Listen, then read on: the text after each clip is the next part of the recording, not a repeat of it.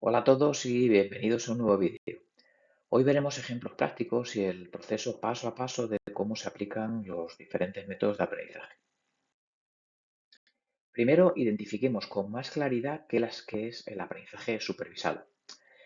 Imagina que tienes un montón de datos, pero lo más importante es que también tienes las respuestas sobre esos datos, sobre esos individuos. Un ejemplo muy sencillo es si tienes todos los datos clínicos y de salud de un paciente y quieres determinar si tiene una enfermedad o no, bueno, pues si cuentas con una base de datos de muchos pacientes con todos esos datos, además con la información de si tiene o no la enfermedad, el modelo podrá aprender para después clasificar a otros pacientes nuevos que lleguen de forma automática. El aprendizaje supervisado funciona de manera que tienes tus datos y una variable objetivo o target, como queramos llamarlo. Esa variable es la que quieres predecir. Entonces, entrenas al modelo con datos completos, incluido el target, para que sepa qué es lo que tiene que clasificar. Y posteriormente queremos predecir qué ocurre con nuevos casos que vayan apareciendo. Vamos a ver algunos ejemplos para dejarlo más claro. Aquí podéis ver algunos ejemplos fáciles de entender. Tenemos la clasificación de vehículos en los que tenemos imágenes de coches y queremos clasificarlos, por ejemplo, como turismo, motocicletas, camiones, autobuses, simplemente con la imagen. Aquí el algoritmo necesita las imágenes de entrenamiento y una etiqueta que le diga qué es cada uno. Así va a saber cómo tiene que clasificar posteriormente. Otro ejemplo sería estimar el consumo de un coche. Imagina que tienes características como el tamaño del motor, los centímetros cúbicos, el peso, los caballos, la aceleración, y quieres predecir cuánto consume. El objetivo aquí es un valor numérico, el consumo, y este es un problema típico de regresión. También podemos utilizarlo, por ejemplo, para detección de enfermedades, como hemos dicho anteriormente. Si utilizamos un casco de electroencefalograma, podemos recoger datos de actividad cerebral para tratar de predecir si una persona es alcohólica o no, únicamente utilizando una regresión logística. Está demostrado científicamente que solamente con esos datos podría identificarse. Entonces entrenamos el modelo y podremos determinarlo. Otro ejemplo muy útil es la detección de melanomas en la piel de forma automática. En este caso, utilizaríamos imágenes dermatoscópicas mediante redes neuronales convolucionales profundas, o también se llaman convolutional deep learning. Con este tipo de modelos podríamos clasificar esos melanomas de forma automática sin que lo tuviera que supervisar ningún médico. Únicamente habremos entrenado nuestro modelo y con eso conseguiremos una predicción, una estimación de si eso es un melanoma o no.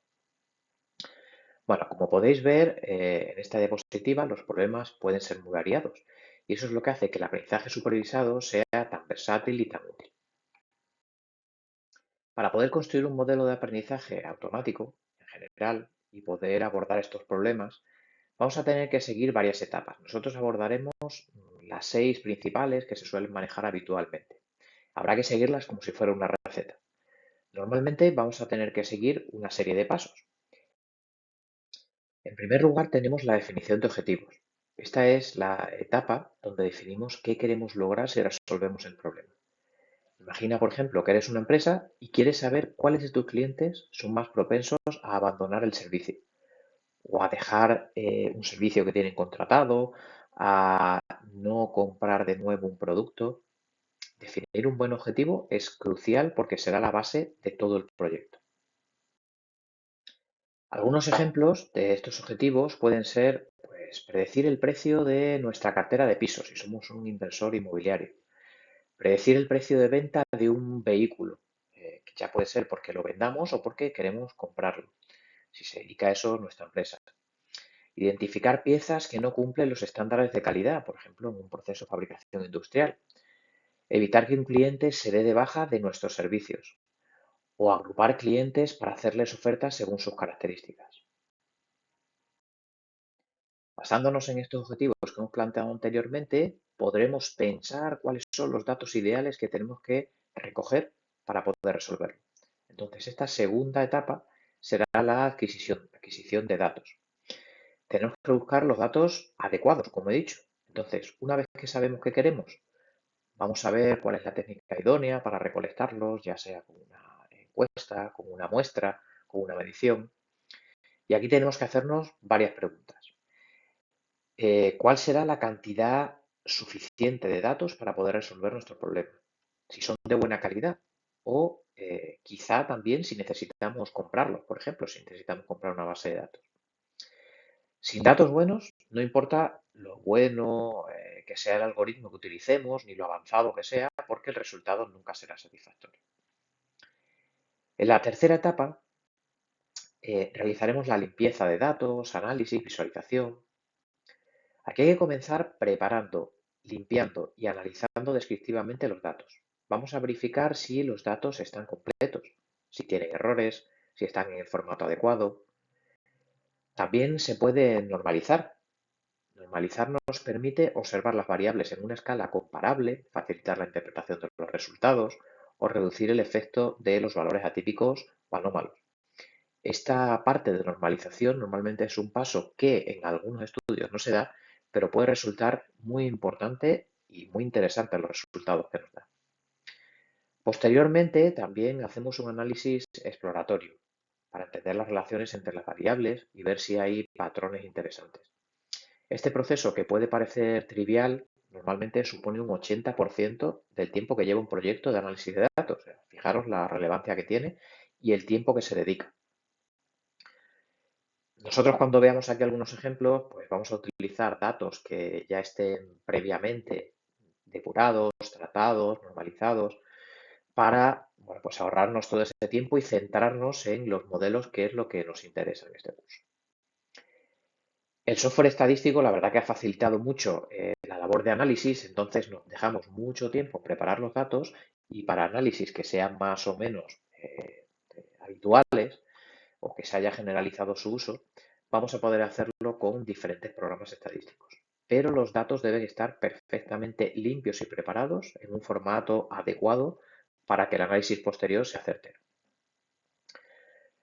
En esta etapa todavía, bueno, pues podemos también, haciendo un análisis descriptivo, descubrir pues la distribución de los datos, si hay valores extremos, anómalos, la evolución temporal, el comportamiento bueno, pues cómo va evolucionando esa serie temporal, o el cálculo de estadísticos de interés. Una vez que conocemos todo esto, ya entendemos mejor los datos y vamos a poder pasar a la etapa cuarta, que será la de construcción de modelos. Bueno, pues ya que tenemos los datos listos, empezamos a probar distintos modelos. Tal vez empezamos con una regresión lineal, que es de las más sencillas, si vemos que los datos son adecuados para ello. Como es el modelo más sencillo, bueno, pues nos sirve para comenzar. A lo mejor es suficientemente efectivo, pero si no, podemos después continuar con otros que sean un poco más complicados. En general, este, como digo, puede ser muy efectivo para bastantes situaciones. Si el problema es de clasificación en lugar de regresión, como os he dicho anteriormente, vamos a probar con modelos como análisis discriminante, regresión logística, Naïve Bayes, redes neuronales. Cada modelo es diferente y debemos elegir el adecuado para nuestro objetivo. Esto lo analizaremos posteriormente con mayor profundidad al ir entrando en diferentes tipos de modelos. La quinta etapa es la de evaluación del modelo. Bueno, pues una vez que hemos probado 1, 2, 3 modelos, seleccionamos el que tenga mejor rendimiento. Aquí usamos medidas para poder compararlos y para poder evaluarlos, como puede ser pues, la matriz de confusión, la precisión, el recall, las curvas ROC, medidas asociadas como A o C, áreas debajo de esa curva, o criterios basados en un valor, como puede ser el criterio de Akaike, el criterio bayesiano, BIC, o el error cuadrático medio, MSE. Estas son medidas que nos permiten establecer un ranking de los resultados de cada modelo para poder elegir el que mejores resultados proporcione. Una vez que, en base a todo esto, hemos elegido ya un modelo, llegamos a la etapa de interpretación y comunicación de resultados. Aquí ya tenemos el modelo y necesitamos interpretarlo. Si el modelo es fácil de explicar, será mejor para poder comunicarlo también. Esto es especialmente importante en entornos empresariales donde los resultados deben ser comprensibles para todos. Por ejemplo, esto suele ocurrir en el sector seguros. Cuando queremos hacer una predicción de por qué le damos un seguro o una prima a un cliente o no, o se lo damos más alto a uno u otro, necesitamos modelos que sean explicables, que podamos decir qué peso le estamos dando a las variables, por qué estamos dando bueno, pues un seguro de un tipo a un cliente y a otro no. Porque si no, se podrían producir, si lo hacemos como una caja negra, pues los modelos pueden caer en bueno, pues en algunos criterios de selección que no sean adecuados o que no sean sensibles. Por ejemplo, si usamos redes neuronales también podemos obtener muy buena precisión, pero el modelo no será explicable. Esto funciona, como digo, como si fuera una caja negra. Entonces, si hay modelos más sencillos y explicables que obtengan resultados cercanos a los de un modelo más complejo, suele ser una buena idea quedarse con los modelos más sencillos. Hemos ido hablando de predecir o de clasificar, pero ¿qué métodos concretamente podemos diferenciar dentro de las técnicas supervisadas? Bueno, vamos a ver modelos supervisados, modelos semisupervisados, no supervisados y modelos de reinforcement learning, de refuerzo, aprendizaje por refuerzo. El aprendizaje supervisado, dentro de este aprendizaje nos centramos en dos tipos de problemas. Por una parte, regresión y por otro, clasificación. Si nuestro objetivo es predecir un valor de una variable que sea continuo, como por ejemplo el precio de una casa, vamos a usar regresión. También para predecir, por ejemplo, la altura, en un caso sencillo, ¿no? También una variable continua, utilizaremos modelos de regresión. Por ejemplo, si queremos predecir la temperatura de mañana en función de una multitud de variables meteorológicas. Todos estos son ejemplos de este tipo. Queremos predecir un valor de una variable continua. Pero si queremos predecir una categoría, como si un correo es spam o no, si un paciente tiene una enfermedad o no, en ese caso usamos modelos de clasificación. Por otro lado, aunque lo tratemos por separado, tendremos el aprendizaje no supervisado, donde no tenemos una etiqueta para clasificar. Entonces, usamos técnicas como el clustering o agrupaciones que agrupa datos similares. En estas situaciones, todas las variables tienen la misma importancia y lo que se persigue es agrupar.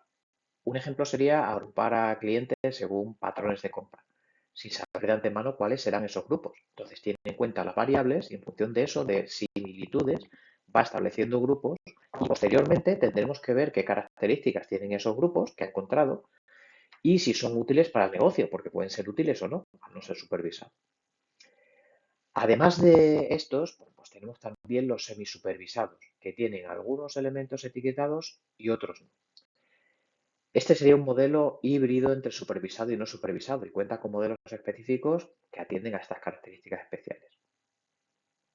Finalmente tenemos el Reinforcement Learning o aprendizaje de refuerzo, que se suele hablar más en inglés en este tipo de modelos, y tiene mucho interés también en la comunidad científica por su capacidad para adaptarse a problemas complejos. Estos modelos requerían más carga computacional, por eso han tardado un poco más en desarrollarse, pero ya que tenemos ordenadores súper potentes, se usan de forma muy habitual. Se basan en programar un agente para que este agente aprenda en un entorno, en un problema, realizando diferentes operaciones de forma iterativa y viendo y evaluando los resultados que produce. De esta manera, pues, puede aprender estrategias óptimas para el problema en cuestión. Se pueden resolver muchos problemas que tienen la ventaja de no necesitar, como decíamos, la supervisión de un experto. Por ejemplo, para resolver juegos, simplemente jugando muchas partidas de forma iterativa con la que va entrenando. Por ejemplo, se programó uno de estos algoritmos para aprender a jugar ajedrez y terminan ganando a la mayoría de seres humanos. Bueno, como seguro que os sonará, esto se utilizó ya hace bastante tiempo para competir contra los grandes campeones, ¿no? Contra los grandes maestros.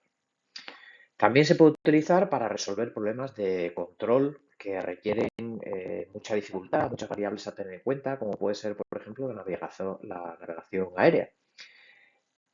Al influir tantas variables, lo que hacemos es que con el agente que programamos va haciendo de forma iterativa, normalmente lo va haciendo con programas de simulación de vuelo, va entrenando y viendo los resultados que obtiene. Entonces, al final consigue establecer de algún modo un piloto automático que permite controlar la navegación de una forma muy buena y sin tener que estar continuamente manejando un avión, por ejemplo, ¿no? En esto es lo que se basan los pilotos automáticos en los aviones.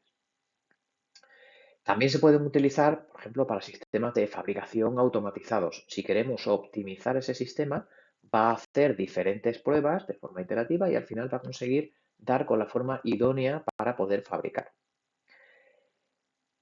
Bueno, pues una vez conocido todo esto, los diferentes tipos de modelos, a continuación en el siguiente vídeo nos centraremos en algunos problemas habituales para estos modelos que hemos estado diciendo, cómo resolver esos problemas y cómo conseguir que los modelos sean más generalizables.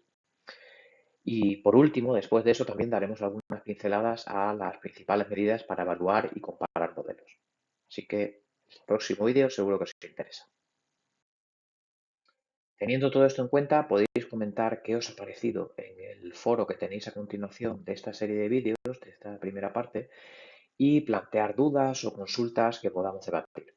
Nos vemos en el siguiente vídeo definiendo en profundidad y aplicando estas técnicas.